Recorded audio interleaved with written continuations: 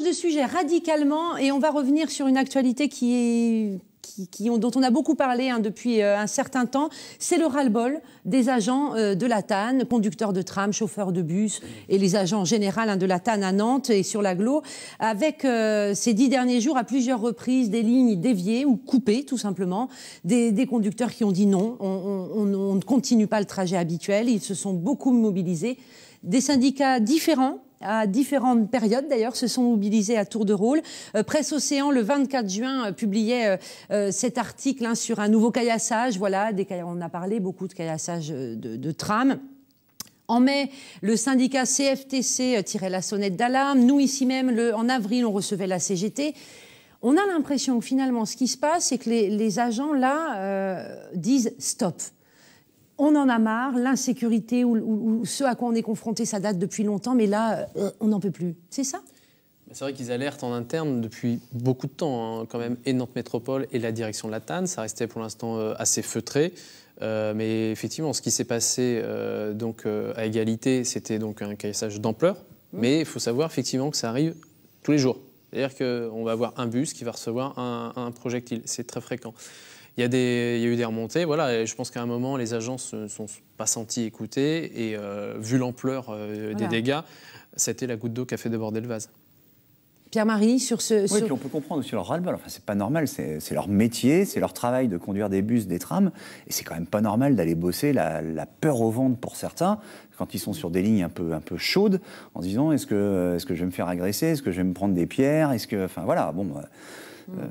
c'est pas tolérable non plus. Après, pour nous, médias, c'est pas des événements faciles à couvrir. Ça, on va y revenir parce que justement, on écoute les syndicats. Justement, Jean-Michel Naga les a rencontrés en début de semaine, quartier Bellevue, au lendemain d'un caillassage. Il y a un phénomène de ras-le-bol. Il y a une recrudescence des incivilités qui fait qu'il arrive un moment où on ne peut plus encaisser. Il faut comprendre, c'est plus tolérable. Voilà. Ça, c'est simple pour nous, journalistes, effectivement, d'aller donner la parole aux syndicats. Ils nous disent, voilà, c'est plus tolérable. Vous disiez, c'est des sujets compliqués à traiter. Qu'est-ce qui est compliqué, de votre point de vue ? Non, qu'est-ce qui est compliqué, c'est par exemple les caillassages. À partir de quand est-ce qu'on en parle ? On sait très bien que si on en parle dans les journaux, ça donne évidemment des idées à certains jeunes qui prennent ça comme un jeu. Et donc, c'est vrai que tous les soirs de la semaine, il y a eu des caillassages. Il y a eu au moins un bus ou un tram qui s'est pris des cailloux. On a décidé...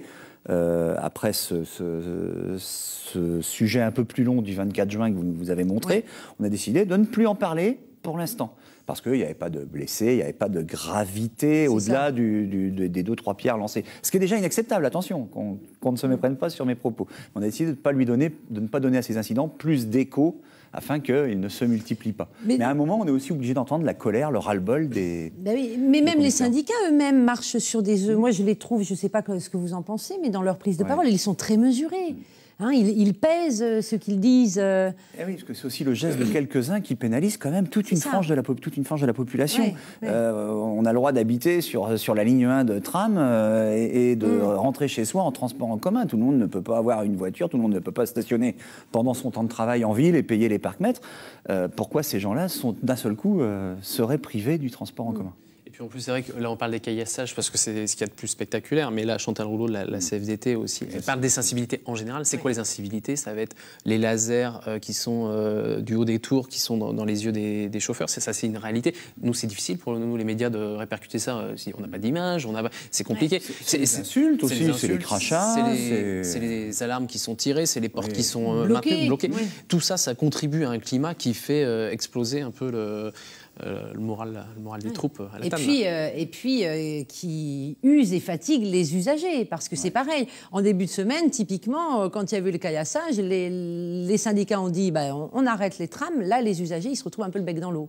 On leur a donné la parole, c'est Jean-Michel Naga aussi qui les a rencontrés, quartier Bellevue. C'est dommage pour cette minorité, juste par rapport à un match d'hier. Voilà, imaginez, s'ils avaient perdu hier, c'est encore grave. Donc je crois qu'ils doivent prendre conscience que ce qu'ils ont posé comme acte, c'est eux-mêmes qui vont en payer. C'est sûr qu'à mon avis, c'est pas normal de commettre des faits comme ça, parce que ils sont là pour nous, quoi. Donc, moi, personnellement, je conduis pas encore, donc sans eux, je peux pas aller en ville, donc ça m'embête, quoi. Voilà, c'est tout.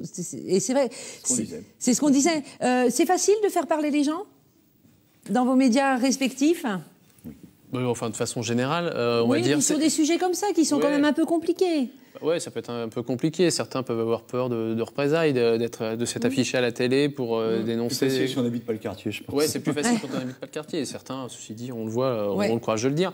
Mais c'est vrai que c'est pas forcément simple. Alors, on a vu le monsieur qui faisait référence, donc c'était en début de semaine, le 23 ou le 24 juin, il y avait eu un premier match de l'Algérie, et c'est vrai que ce soir-là, il y a eu des débordements, dont le caillassage du tram. Bon, là, on est quand même... On puisse directement l'imputer tout de même. C'est là que je voulais en venir. Parce que là, là aussi, on marche sur des œufs. Comment on se protège quand on est journaliste? C'est quoi les garde-fous pour pas justement faire de raccourcis? C'est pas avéré, puisque les auteurs de ce caillassage n'ont pas été arrêtés, c'est pas avéré, on a décidé de séparer les deux faits. Voilà. Ça a été un choix de nous, Presse Océan, mais... Oui. Mais on s'est posé la question, oui, voilà, bien sûr. On se pose la question. Évidemment que certaines sources nous disaient, si, c'est la victoire de l'Algérie qui fait que ça a entraîné ces débordements. Et c'est vrai que c'est compliqué parce que grosse mobilisation de forces de police. D'ailleurs, Guillaume, vous aviez publié un tweet le 23 juin. On vous suit à la trace. Attention, ça rigole pas.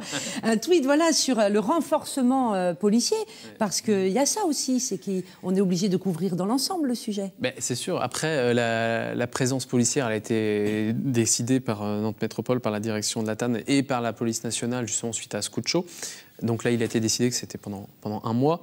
Après, c'est vrai que c'est une présence presque régulière, quoi. J'ai envie de dire, tout au long de l'année, dans les transports, qui peut faire dissuader des fauteurs de troubles de passer à l'action. Et d'ailleurs, je ne sais pas, on n'y a pas prêté attention, mais il y a quelques semaines, il y avait des militants d'extrême droite qui s'étaient tous revêtus, qui étaient venus à 10 dans les bus et trams, juste avec un gilet jaune, comme ça. Effectivement, alors personne ne savait trop qui ils étaient, d'où ils venaient, si c'était des gens de la TAN ou pas. Mais en fait, ils s'étaient accaparés d'un point de vue politique la question de la sécurité dans les transports en commun à Nantes, en disant... Nous, on est présents dans les transports en commun et nous, on assure la sécurité. Donc, c'est vrai que cette question, elle devient presque politique derrière la sécurité. C'est pas juste des caissages, c'est pas juste une question syndicale, quoi. C'est très politique. Et effectivement, il faut... Je ne pense pas que ceux qui caillassent aillent jusque-là dans le raisonnement. C'est là qu'est le souci. Sybille, c'est typiquement dans la ligne de Métro News que de suivre ce genre d'actualité. Effectivement. Dans la ligne éditoriale. Il paraît qu'on est lu essentiellement dans les transports. Donc, oui. On essaye de les suivre le plus possible. Ça vous semble simple à traiter ? C'est pas forcément évident, d'autant plus que ça dure depuis... moi, je suis arrivée il y a 1 an et j'ai l'impression que quand on entend les mots ras-le-bol, peur, manque de sécurité, c'était les mêmes tout à fait. Il y a 1 an. Et du coup, les mêmes il y a 10 ans aussi. Oui, voilà. Mais c'est vrai que du coup, ne serait-ce que d'un point de vue médiatique, on refait pas toute une enquête, tout un truc à chaque fois qu'il y a un caillassage. Et du coup, c'est à partir de quel moment, effectivement, on en fait un peu plus que d'habitude.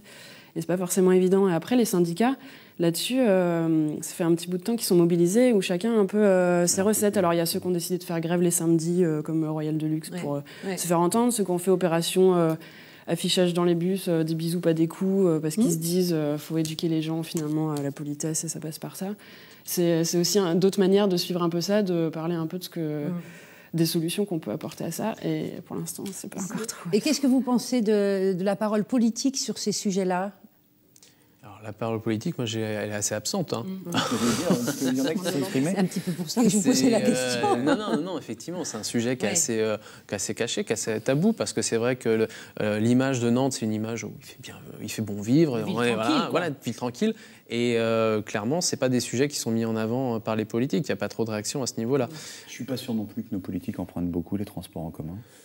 Je sais pas, c'est peut-être gratuit, mais j'en ai pas vu beaucoup s'il m'arrive de les prendre. Ces derniers temps, on entend quelques politiques, alors toujours en off, mais qui reprochent aux médias de mettre de l'huile sur le feu, par exemple. Oui, c'est toujours de la faute des médias. Oui, c'est de la faute des journalistes, on s'est bien connu. Non, mais ceci dit, c'est pas comme si on était face à un acte isolé. Je reviens un peu sur la corrélation avec le match d'Algérie. Ce serait un acte isolé, il y avait le match de l'Algérie la veille, on aurait pu faire un rapport. Mais là, comme on l'a déjà dit tout à l'heure, c'est des faits qui se produisent quotidiennement depuis des mois et depuis des années. Et même quand il n'y a pas de Coupe du Monde, mais les journalistes ne sont pas systématiquement, Pierre-Marie, tu le disais tout à l'heure, on n'en fait pas forcément des papiers à chaque fois.